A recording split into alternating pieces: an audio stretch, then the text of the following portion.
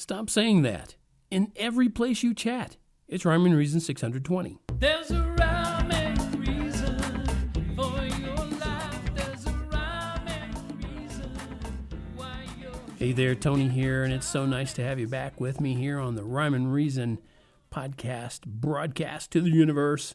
And this is the number one place in the universe for rhymes and reasons about life and why you're here.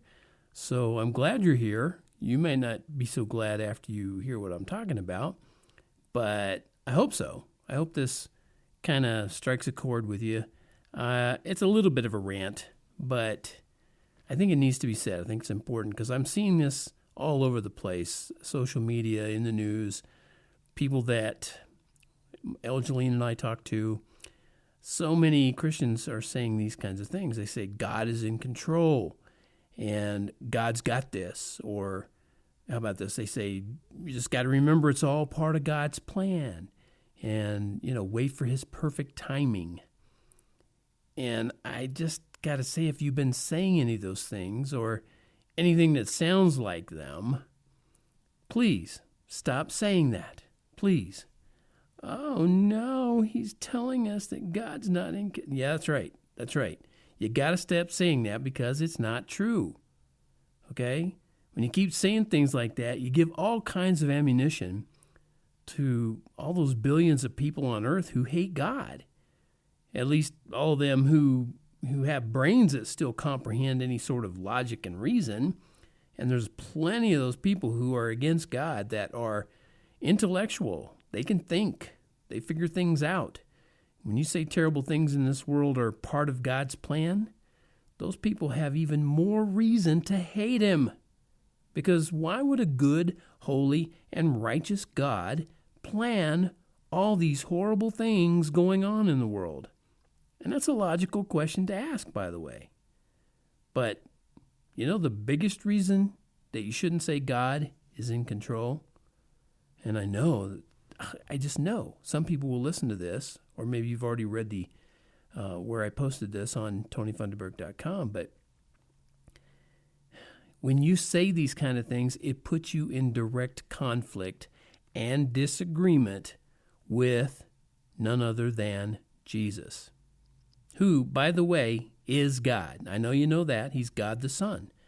He's the one who spoke, and the whole universe came into existence. It was created. And the one who also spoke and told the people around him that he's not the ruler of this world. What? Are you kidding me? They said. Well, if Jesus said it, it's true, right? If it's in red letters, it's true.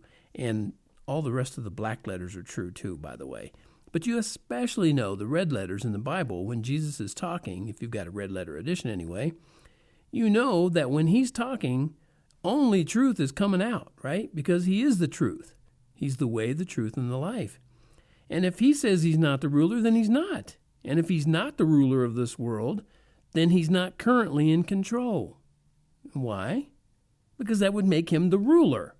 And he says he's not the ruler. You see how that works? He's not the ruler. He says he's not the ruler. And if he was in control, then he would have to be the ruler. So he can't be the ruler because he's not in control, because he's not in control because he's not the ruler. I hope this is making sense to you, because it's crucial for Christians to understand, else the world is going to continue to mock and ridicule us with basically carte blanche, nothing to stop them.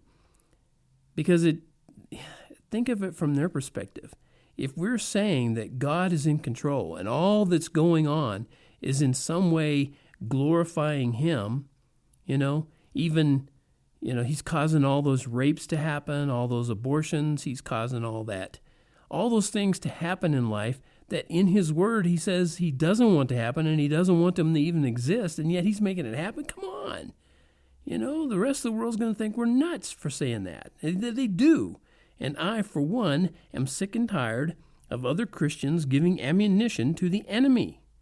So in case I haven't made myself clear, God is not currently in control of this world.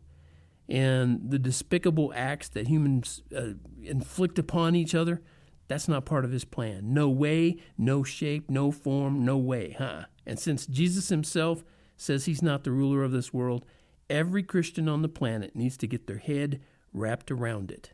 See what God's ultimate plan truly is, focus on that, and become a real whiz at sharing his truth for what is to come.